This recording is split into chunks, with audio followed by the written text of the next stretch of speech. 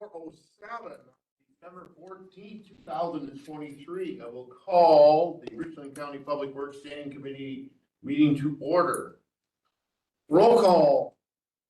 Present are Josh Elder, Lisa Muller, Randy Nelson, John Cooey, Steve Carroll, Chad Cosgrove, Steve Williamson, Mark Cooey, Julie Fleming, and Candace Pesh.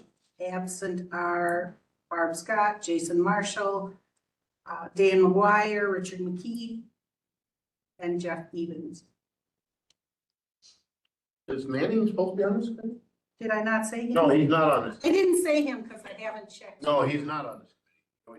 Here he is. Well, that's what I thought. He wasn't on, I didn't check him off because I didn't know if he was coming or not. yeah, okay. I So, thought he was still. Yeah, well, there he is, on there. All right, roll call's done. Approval of agenda, we have a 12-point agenda. Oh, yeah, we should do that. Was that done? Yes. Notification was done properly? Yes. 12-point agenda, No. Cosgrove, Second. Cooley, discussion, none. All those in favor signify by saying aye. Aye.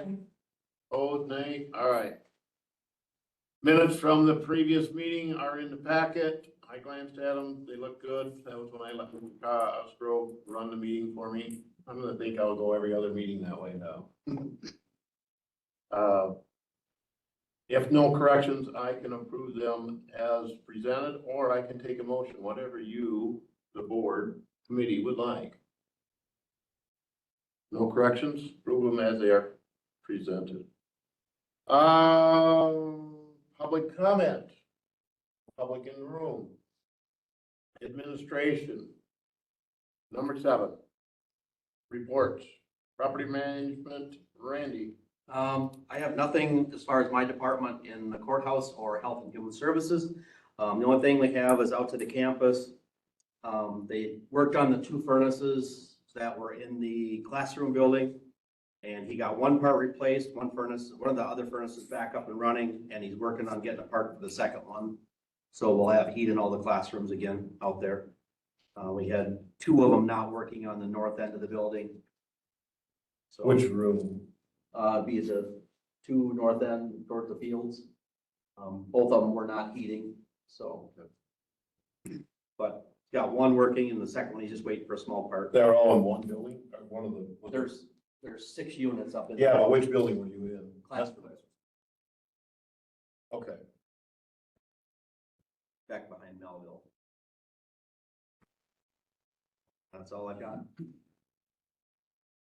Question, Steve, for him? No, you're good. Highway, Mr. Elder. Okay, I do have Craig from iState Truck in the room if we need him to speak on anything, but we had canceled the 2 orders we had with Lakeside International that we had, I think, established in 2022.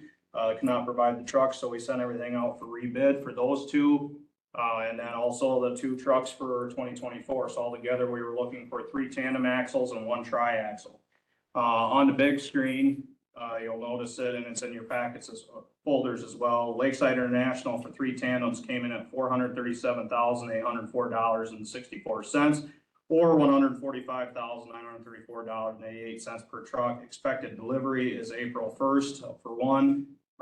April for 1, May for 1, June for 1, and then tri-axle came in at $167,947.88, and they estimated that one with December delivery.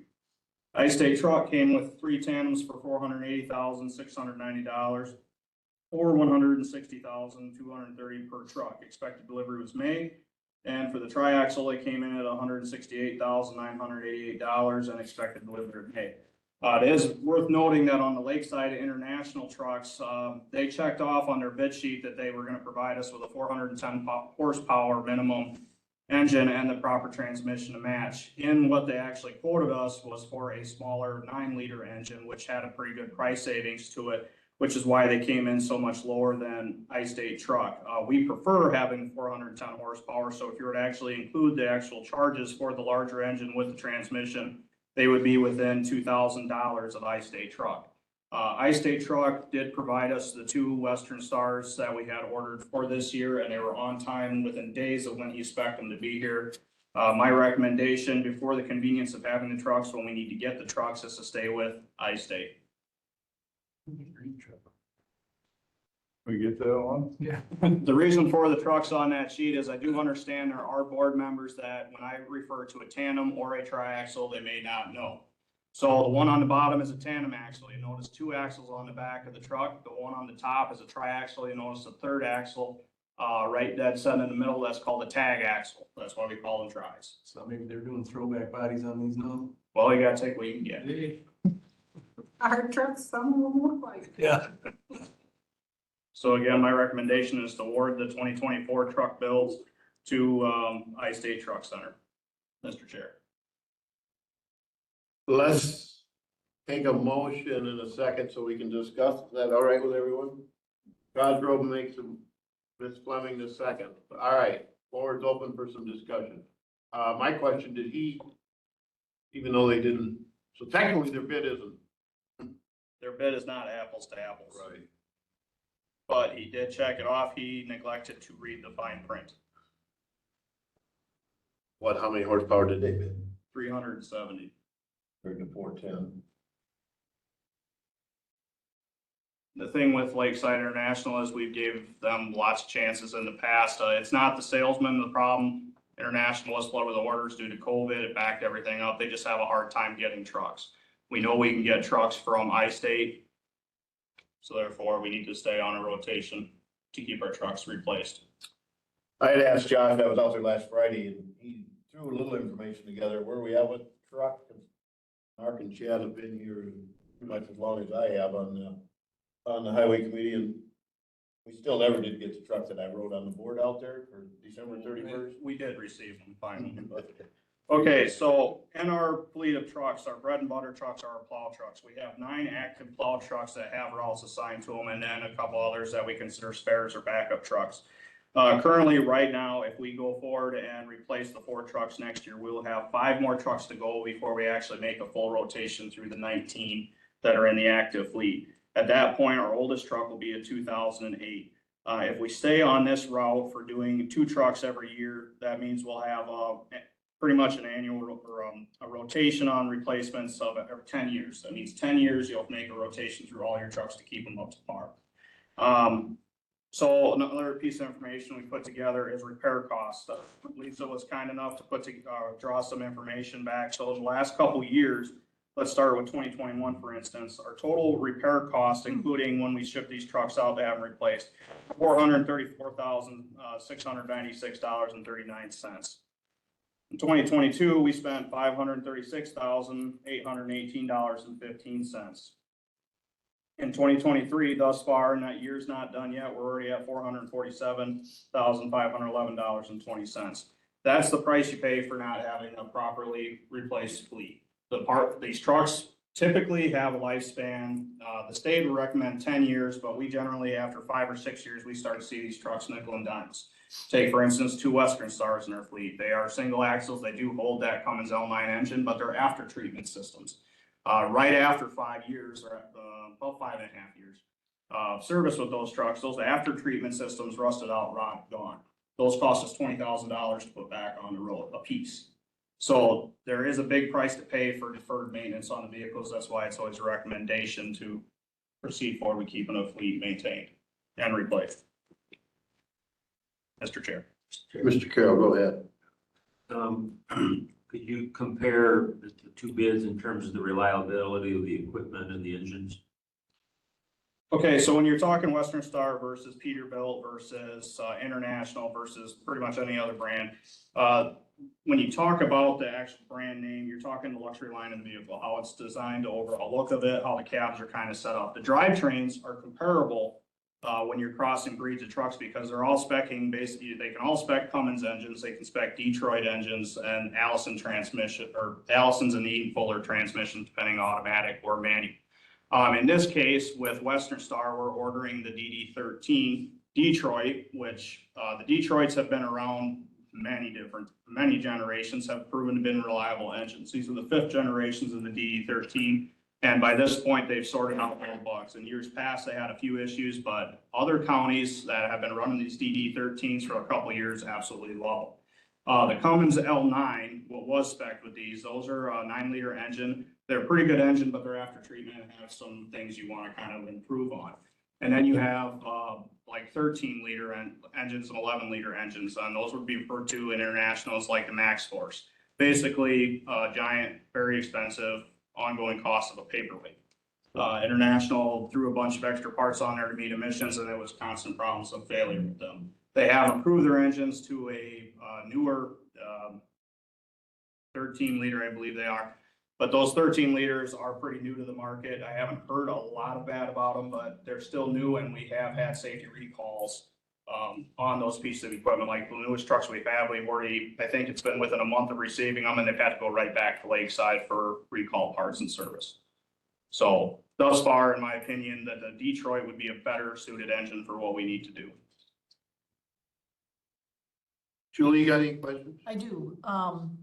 Maybe I missed you saying it, but is this budgeted for ordering 2 more trucks this year? Yes, we put that in our basically CIP. We have 2 trucks every year. So the 2 additional trucks were from the previous years that we had already identified. So yes, it has been budgeted for.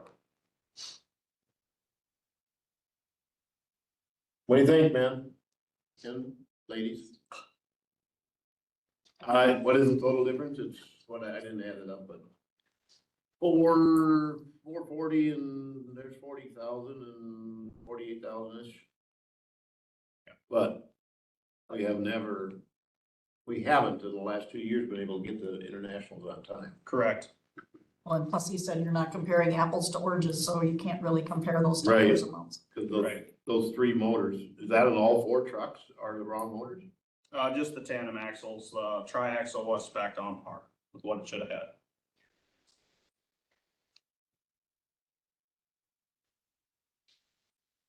On the triaxles, $1,000 difference, so. And I did step up the engine, Josh, on the triaxle To a 470 to horsepower a 470 from the 410. per our request. Your requests were 410. I recommended and brought to the table a 470 horsepower for the triaxle. For $1,000. When you're, Yeah. right, and when you're talking horsepower in these trucks, when you spec them with these smaller engines like an L9 with 370 horsepower, one, it's thirsty because you're working the truck that much harder to pull load. You put a big block engine and properly spec the transmission with it, you'll get better fuel economy of it because the truck's not working as hard and more longevity out of the truck. Working parts, yeah, cause you're not.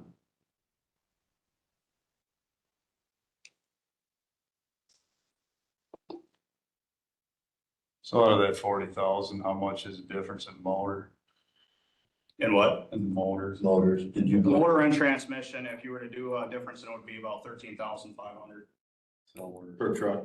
per truck and the tandems. so you're $1,000 there too. Yeah. I personally, that's the only number I'm asking, and the only reason why I'm asking is because I don't believe the Lakeside will deliver them anyway. Agreed. So I wouldn't even, I mean, they kind of burnt their bridges, me, as far as I'm concerned, but And that's they're gonna why. have to be considerably cheaper with the exact matching motor and transmission. But see, that's the thing, if we were to select Lakeside for this, I would go back to them and say they need to up the engines to what we need, and then they're gonna be that same price point I-State is, and I kind of feel the same way at this point. International's kind of burned their bridge, because we signed with a lesser price, and then by the end of the year, next, you send me a surcharge to sign. Well, and It goes now, up. not to interrupt you, but now he didn't even read the full, the spec sheet. I mean, it shows in his pack right here, he signed up, he checked the box that he was gonna offer that larger horsepower, and then on the spec sheet, the actual truck itself, the model, it shows it at 370 horsepower with a smaller transmission. Something that was overlooked. You could argue that it was non-responsive bid. True. But minus the engine point alone, in my mind, it comes down to the availability of trucks. We need to stay on track for keeping our fleet maintained and replaced. I-State has delivered that. So just the reliability that you would get, it's enough for me. Well, and if you look at our repair costs, I asked Josh to kind of throw that together, because you think that now, so we're 2 trucks behind, technically, so then them repair costs, and we can even go further, the 2 trucks that I think we did a little bit of, not that we need to for this, I think we know what our decision is, but if you take a look at those 2 trucks and see what percent of that so far in 23 and even some of 22 are the 2 trucks that would have been out of the fleet. And that's really the way you gotta look at that, because you're gonna have repair costs regardless. I mean, they seem extremely high, but if you're not comparing, you gotta look at what's causing it. So the brand new truck may cause you $100,000 worth of paint, you know what I mean? So you gotta really, if you're gonna use that, you gotta really break that out, because you not necessarily that old truck might not cost you anything because you don't use it neither. Yeah. You know what I mean? So just to be wary, I mean, that number moving around that $400,000 or $500,000, you know, there's probably a couple $100,000 of that's just what it is, no matter what they are. The point is not to eliminate the repair costs, because you always. You always The have whole point is to drive that repair cost down. Yes, That's what you want. and the downtime and the other end of it. Yep. I mean, What happens to the trucks when they're removed from our fleet? We transfer them to our backup fleet, you know, the spare trucks, and then when we're done with them, we put them on Wisconsin surplus at this point, auction them off. But, I mean, they're pretty wore out by that point. Townships buy them. Yes. well, if we need a motion to go with I-State, I'll make the motion. Mr. Cooley makes a motion to go with the I-State bid. I'll say. I'll give it to Julie. Ms. Fleming makes the motion, or seconds it. Any other discussion on the bids? We're good with that? All right, all those in favor of going with the I-State bid as presented, signify by saying aye. Aye. Aye. Opposed? Nobody. All right. Mr. Elder, County Highway RC. Okay, so County Highway RC has been placed for discussion for some time now because it is an unposted speed zone. It's technically an unposted county road, so you should travel it at 45, but technically it's a 55-mile-an-hour zone. The school bus barn is generally where we hear the most complaints from is because they're trying to come out of, what's that school, Eagle School, coming down the road to Fellowship Lane, and then traffic comes around that corner too fast. We brought it up at the quarterly safety meeting multiple different times, and we still come to the same conclusion, is that it's just another unmarked road. You're never gonna be able to stop a driver from driving too fast or being negligent behind the wheel. And ultimately, if they're speeding through there, then they should be caught by law enforcement. We can post it all we want to, but are people gonna follow that? That was a theory until an accident was over on RC the other day. School bus barn called again, obviously pretty upset about it. We do not know the exact cause of the accident, you know, if it was a distracted driver or any of those issues, but they would really like to see that speed limit reduced. Now, the process for doing that is, we've talked about it at the safety committee. They're probably fine either way. I bring it to you, fine folks, so you guys make a motion on it, and then we kind of work it up through county board, and do a resolution or ordinance to reduce that speed zone.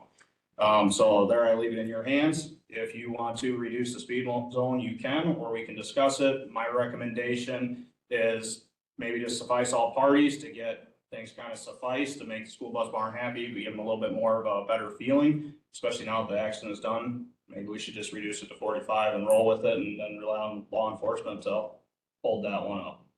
And do you, Steve, can you tell them where RC is? County Road RC, do you know where the old radio station is? No, it's right there, right by the middle school and then the elementary school. Right by, it's the same road that connects you with Ace Harbor. What goes past Schmitz's now? That's RC2, isn't it? Yes, yeah, that's the back way that takes you all the way around. We're just basically talking from Highway 80 just to the town, the city limits. Until where it's already down to 25 by the school. Right. And Schreiber entrance, I believe, is 25. So, That shouldn't be 55 through there, in my opinion. It should be 45. You got school entrances there, and like you said, it is curvy, you know, so. I don't quite understand why it's in our committee to trigger this. Well, it has to work its way through all the committees. If highway's part of public works, then it's gotta go through public works first before it just goes directly to county board. Okay. because actually, what did public safety, when they move it forward, or we have to, because you would have to post it. Right, but the highway commissioner is the one that sponsors it to go down to reduce speed limit. So they did talk in public safety about this? The quarterly meetings, we've talked about it several times. There's public safety, then there's, the one that's not the monthly one, but the. It's a quarterly Yeah, one, so yeah. it would consist of myself, local law enforcement, and then state patrol, and then also people from the University of Madison as well. and the DOT. That's above and beyond our monthly public safety, which involves the sheriff's department and EMS, and whoever else is in that one, so. Okay. You need motion, I'll make a motion. I'll You second. can make a simple motion up to investigate into the possibility of reducing it to Oh, 45. great. Let me take it from there. Whatever it takes. Works. Mr. Second. Cooley, Mrs. Fleming, all those in favor signify by saying aye. Aye. All I right. used to go a lot faster when the road went the other way. All right, administrative on the highway department side. Okay, again, we're kind of in our winter mode of things. So on the state side, we're just basically handling brush clearing. They're clearing out all the ends of culverts and around guardrail and bridges. And then, of course, winter readiness. County's been still trying to finish up the mowing. We got still just a couple guys left out there, to wrap things up in the south part of the county. We're still doing some dirt work on 00 and County Road W. I believe 00 is finished, and I think we're just on W right now. We would be done with that altogether even after we were done paving the road, but we just felt as though there wasn't enough shoulder retention along the edge, and we didn't want to see that bust out. So we're just trying to build that up and take care of the drainage properly through there. Office clerk, since our office clerk resigned, we posted, we had over 40 applicants, and out of those 40, we interviewed. We selected 5, 3 showed up. We selected a new one that'll be starting January 2nd with us. Let's see, County Road T Bridge, they had a public officials meeting on that bridge, and that would be the one down in Blue River. It crosses right there at the port, takes you into Blue River. The state is scheduling that for replacement in 2026. That'll be inline replacement, which means they are gonna completely close that bridge down. They're gonna do the detour through Muscadet and Bosqueville, basically, to get around. And that could take up to a couple years. The big thing that I'm bringing this to your attention is that at the end of that construction, the state, who is responsible for the maintenance and basically responsible for that bridge, wants to shift ownership back to us. Once they build us a brand new bridge, they're basically gonna say, here you guys go, it's now your problem. And they're also gonna be doing that to Grant County, because Grant County has ownership in that as well. We are highly against it. I've spoken with Grant County on this issue, and they are going to be bringing it to their committees as well and their corporate council, because there is statutes in place that would prevent them from just forcing us to take that bridge. The big reason why we don't want to have to take that bridge is because of the overall maintenance with it. And then when that bridge needs to be replaced, you'll be doing something similar to a radio tower project and taking out a very big loan to replace that bridge. In my opinion, the state needs to keep that, or if they want to do some kind of agreement, they need to put terms into place that we are perfectly acceptable with. So I just wanted to bring that to your attention. It doesn't need an action or anything on that. But just know that I've already pulled statutes. We'll be updating Mike Wendell on the situation, but we got a couple years before this happens. Grant County's working on their end too, but I'm highly opposed to taking ownership of a bridge that size. It's just too much of a liability onto the county. How did it end up a state bridge in the first place on a county road? So that I don't know. It was something to do with the maintenance aspect years and years ago. Basically, again, the size of the bridge, the state maintained that. Yeah, because all the other bridges going across, there's another way to fix that. No, Exactly. you just close it, because there you got access, and they're both state bridges, and the other ones are both state bridges. Gotta make it state highway. At least. They can make it state highway. Good. But, yeah, we've got the issue as far as fire department and rescue squad. On the Blue River, 50% of our coverage is on the north side of the road, this side, Richland County. So now they wanna have it closed for 2 years, so then we end up parking a fire truck.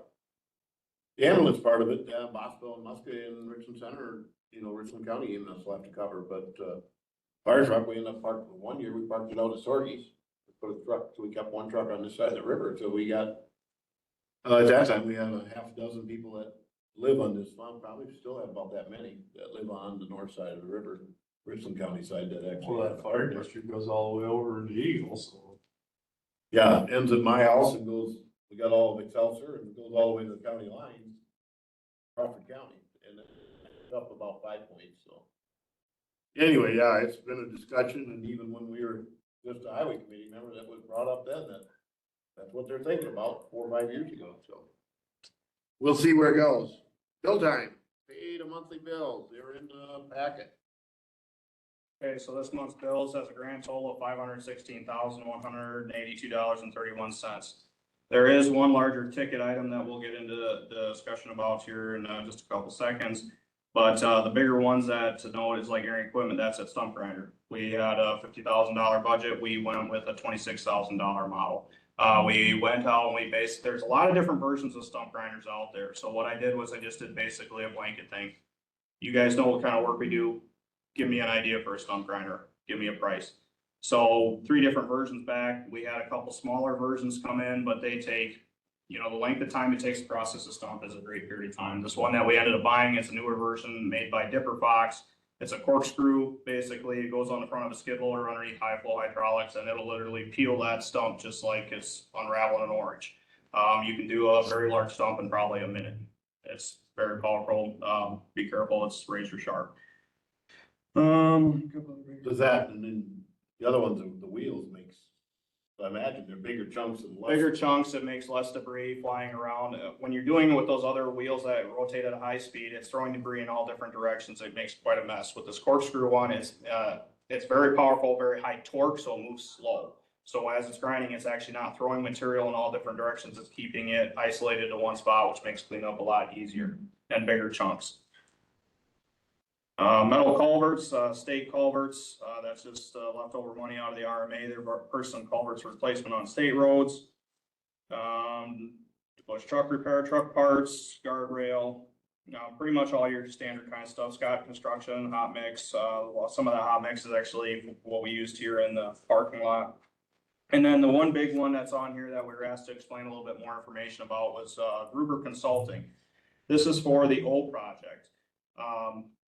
Question for, you know, the sales study and the appraisals. So on this, there's 24 parcels that we had to get appraisals on at $1,800 each, and they're about 40% at this time of this bill. Complete 17,280 utilities. They had 4 parcels at $500 each. Sales study, they did one lump sum at $2,500. That one they didn't charge us for. Appraisals, 12 appraisals at $1,300 each, 12 appraisal reviews at $600 each, and 12 appraisal administration. That's his time to take care of all the paperwork at $300 each.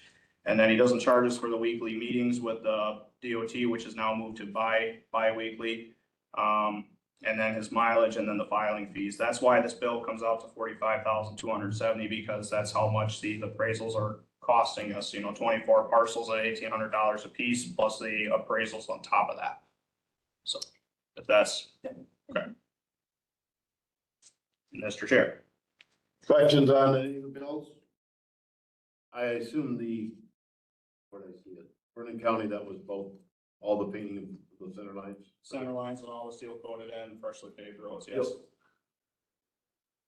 Mr. Carroll. So what exactly did you get in the way of documents or information, like a sales study? I don't even know what that is, but you have the information you need to move forward then? Yes. Yes, so he goes out, gets the appraisals and the sales studies, and then he forwards me all the information. So basically, like a sales study is taking a look at comparable land around what you're looking to buy, of how much it's going for, to put a value to the land you're trying to buy. That's different than an appraisal? It basically going off the market in the last couple of years to see what they're actually paying for stuff. All right. And then the appraisals are gonna be like, again, what the surrounding land values actually are to appraise the actual value of the land. Basically the research. Right. And this is, All for the old project. and it's all, well, not all covered, but a high percentage of it will be covered. This is all out of our own pocketbooks. Okay. It has to be out of our pocketbooks. There is no state or federal funding for this. Okay. And I have an example of the paperwork if you want to see it, because part of it we own, part of it is Pine Valley. Oh, And so I got a pretty thick packet of information. So, I just So if you want- figured he had it. yeah, if you want to see it, I have one for you to look at. All right, if there's no other questions, Mr. Carroll, you want to entertain a motion to pay the bill? I would second it too. All those in favor of paying the bill, signify by saying aye. Aye, opposed? All right. Now, piece of paper, MIF. Barb. It's been a wild week. We are in the middle of 2 upgrades of systems. Right now, we're doing the best to upgrade our 911, which is changing our 911 provider. That is not going smoothly. It was to be done yesterday. It will be well into the new year before it's completed, which causes a problem because we don't have maintenance on our current 911 system after Monday. So I'm working on negotiating a month of maintenance on that other system because we cannot go with the 911 system without maintenance. It's just, there are other unanticipated costs that we run into. And it's just a major change that's been a challenge. The other system that we're upgrading is Fiddler, which is the Register of Deeds office. That we anticipated being done today too, because why wouldn't we take on two big projects at once? That is not quite done. The export out of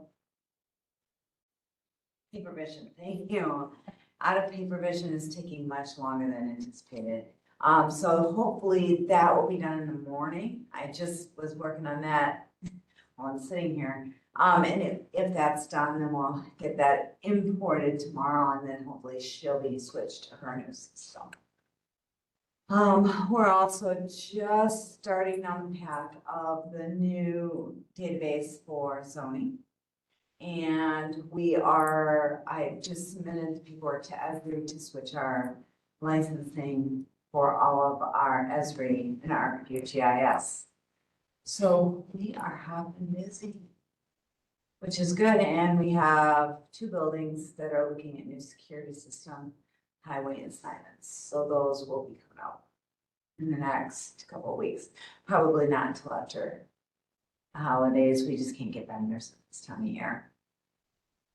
Are any of the issues partly because of our antiquated equipment? No. Okay. It's because the vendors are seeing both of these projects, well, especially the 911 was done with a grant. And those vendors are overwhelmed because 72 counties applied for those grants. And most of the counties got the grants. So they are inundated and all of us are under the same deadline, which means we all have to get it in now. So they're trying to hire new staff, and they're trying to get them up to speed, but it's a challenge. Interesting. Anybody with questions for? The only thing I have is the website. I know that was something that. Yes, thank you. We got an email that said, I forwarded that one to you too. I think it said next week. Should be up for the next level of approval, which that's after our first, we did some change tweaking, not quite where they wanted. And once that comes, that will be a big change for the board members as well. And for Derek and for anybody who does minutes, but that next week should be the next level. So we're getting very close on that project. Mr. Carroll? Some kind of training gonna happen for that? Absolutely, once we're sure we're solid on our feet. So no time for that yet. I need to see the edits next week and then we'll get you some, I'll email as soon as I see them and I'm happy. Good. That's it. That's it from That's Barb. enough. Future agenda items? Group? Whenever the ground freezes, we're gonna be cutting trees at the campus, so I will let you guys know when I want some help.